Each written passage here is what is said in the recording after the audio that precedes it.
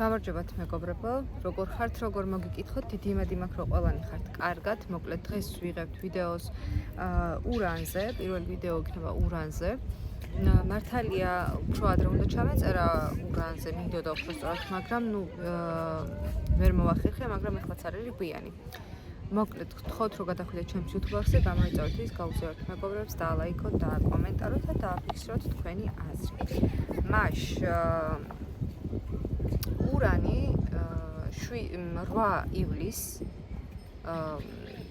ურანმა 8 ივლისს იცვალა ნიშანი და იქ იქნება 7 წელი. მაგრამ 9 ნოემბრამდე, როგორც იცით, ხოლმე პლანეტები ხშირად ხდება ისე, რომ შედიან ერთ ნიშანში, შემდეგ ცოტა ხნით გამოდიან, შემდეგ კიდე შედიან და აირო შედიან უკვე ბოლოს შესვლაზე, ასე ვთქვათ, დიდი ხანი ჩერდებიან. შესაბამისად, 8 ივლისიდან 9 ნოემბრამდე იცვლის ნიშანს და შემდეგ უკვე გაჩერდება 7 წელი.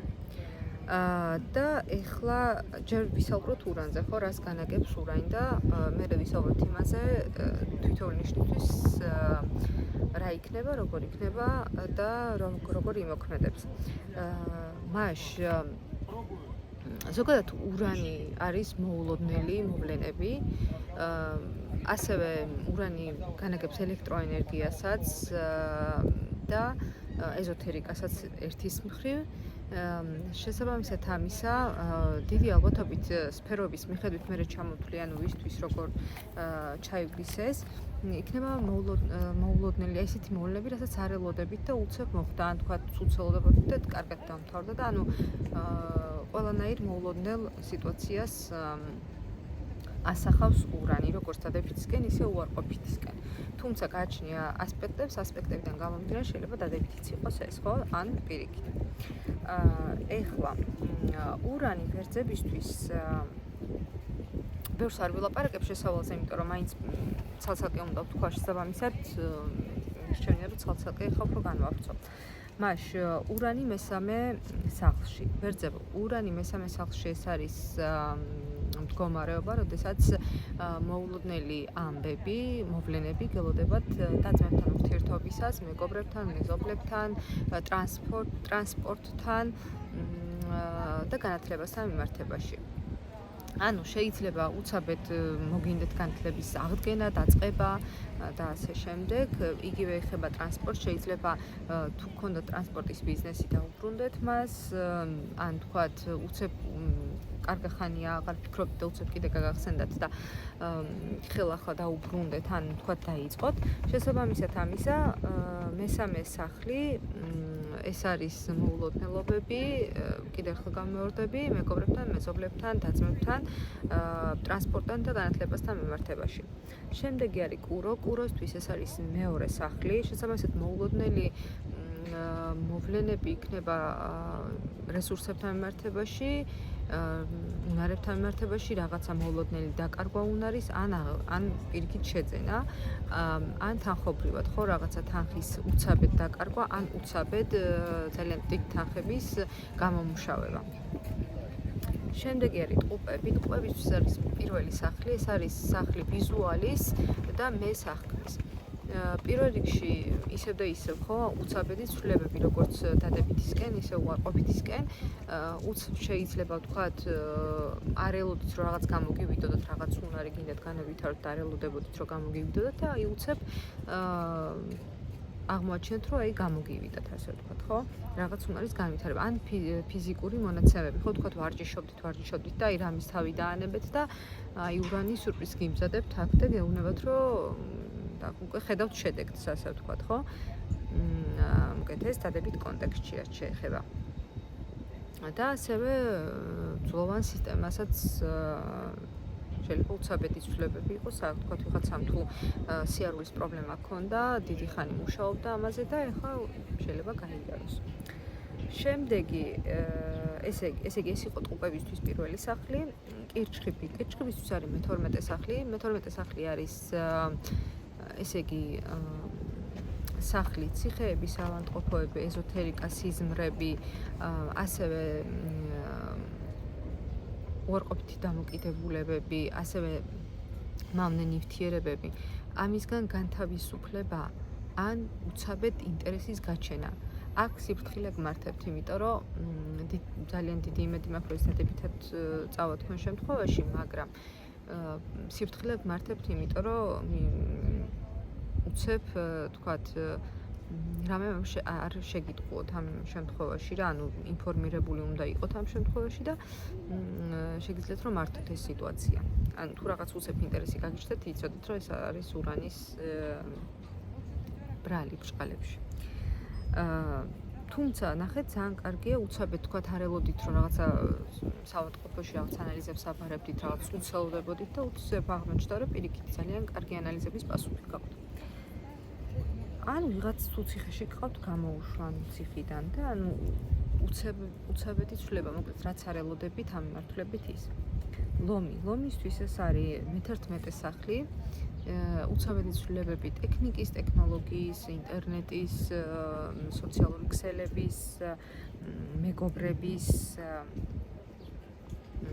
კუთხით და მოკლედ ამ ხრივ გიქნებათ და ხო პოპულარობა, თუ აპირებთ პოპულარობას, გინდათ პოპულარობა, აი შეიძლება უცებ თქვენც ვერ მივხვდეთ ისე გახდეთ პოპულარული რაღაც, ანუ არ ელოდებით რაღაც ვიდეო დადეთ და უცებ ძალიან დიდი გამოხმაურება მოყვეს და ზოგადად პოპულარობას რაც შეეხება. შემდეგი არის ქალწულებისთვის ეს არის მე-10 სახლი. კარიერა პირველ რიგში, მამასთან ურთიერთობა, კარიერა, ასევე სტატუსი, ეს ნებისმიერ სტატუსს ეხება როგორც კარიერულ სტატუსს, ისე ზოგადად სტატუსს, ანუ თქვათ ვიღაც ბებია ხდება, მამა ხდება და ასე შემდეგ. და უცებეთი ცვლილებები ამ მიმართულებით შეიძლება გქონდეთ, მაგალითად ქალწულებო, ვიღაცა შეიძლება არ აპირებდა დაუხსულებას და გაიგოს რომ დედა ხდება, ან მამა ხდება, ან ბებია და ასე შემდეგ. და კარიერის კუთხითაც დიდი ცვლილებები, რა თქმა უნდა, მოულოდნელი. სასწორებისთვის ეს არის მე-9 სახლი, ეს არის განათლების, რელიგიის, მოგზაურობის, უნივერსიტეტის, ფილოსოფიის სახლი და უცაბედი ცვლილებები, აი ამ მიმართულებებით იქნება უცაბედი გადაწყვეტილებები მათ შორის. მორიელებისთვის ეს არის მე-8 სახლი, ეს არის ტრანსფორმაციის სახლი ზოგადად და ურანთან ერთად ეს არის აი არ ვიცი, გაორმაგებული, გასამაგებული ტრანსფორმაცია ალბათ, უცებ დატრიალდება თქვენ და სასიკეთოდ დიდი ალბათობით და იმედი მაქვს ყველაფერი, მაგრამ არ შეგეშინდეთ, ურანს აქვს ეს მომენტი, რომ თუ რაღაცა უცებ ცუდად ხდება, უცებ შეიძლება შემოაბრუნოს და რაღაცა კარგისკენ წაიყვანოს სიტუაცია. ასევე ეს არის ფსიქოლოგია, ეს არის ფსიქოლოგიური მუშაობა, ასე ვთქვათ, ეს არის საკუთარ თავზე მუშაობა, ეს არის სექსუალური პარტნიორები და აქტიური სექსუალური ცხოვრება. ასევე ეზოთერიკა და ბანკები, დიდი თანხა, პარტნიორის თანხა, ყველაფერი ეს იქნება აქტუალური. შემდეგი არის მშვილდოსანი. მშვილდოსნების ეს არის მე-7 სახლი. მე-7 სახლი განაგებს პარტნიორებს, მტრებს, მათ შორის ოჯახს. შესაბამისად, ცვლილებები იქნება აი ამ მიმართულებით, ხო, რაღაც უცაბედი. აქაც სხვადასხვა მშვილდოსნებსაც აქვთ იმის შანსი, რომ თქვათ უცებ გაიგონო ახალი წევრი ემატება მათ ოჯახს. თხის რქებისთვის ეს არის მე-6 სახლი. თხის რქებო ეს არის პირველ რიგში, ესე იგი ჯანმრთელობა, მეორე ყველა პირველია პრინციპში, მაგრამ შინაური ცხოველები, ასევე ჯანმრთელობა, შინაური ცხოველები და მუშაობა. სავარაუდოდ იმაზე მეტი მუშაობა მოგწევთ, ვიდრე გონიათ. ან ვიღაცას თუ გონია, რომ ძალიან ბევრი მუშაობა მოუწევს პირიქით, მისთვის პირიქით, ხო, რაღაცა ძალიან მარტივად იპოვით გზას.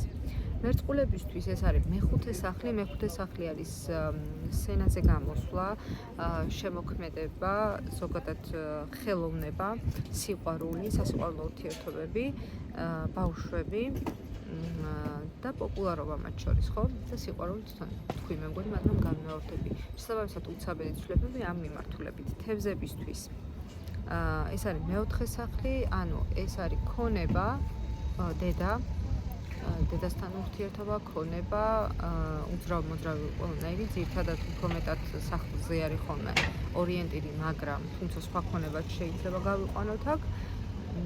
და მოკლედ საცხოვრებლის შეცვლა მათ შორის შეიძლება სახლი მოიგოთ. მაგრამ ფრთხილად იყავით, რამე არ წააგოთ, ან თქვათ ამ მიმართულებით ყურადღებით იყავით რა.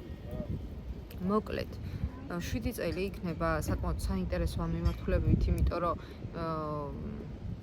ურანი არის ელვა, არ იცი როდის გაჩნდება, როდის იქნება და უცებ როდის შეცვლის სიტუაციას, ამიტომ პრინციპში მორიელის არ იყოს, ანუ ურანი რაღაც გაგებით გეხმარებათ, რომ ისწავლოთ უფრო მეტი მოქნილობა, იმიტომ რომ ძალიან ხშირად და ძალიან ბევრ ცვლილებებს მოიტანს ზოგადად იმ მიმართულებით, რა მიმართულებითაც გითხარით. შესაბამისად ამისა, ეს იქნება ტრანსფორმაცია ყველასთვის, ოღონდ სხვადასხვა მიმართულებით. მოკლედ, მადლობა რომ მომისმინეთ და მომავალ ვიდეოში შევხვდებით.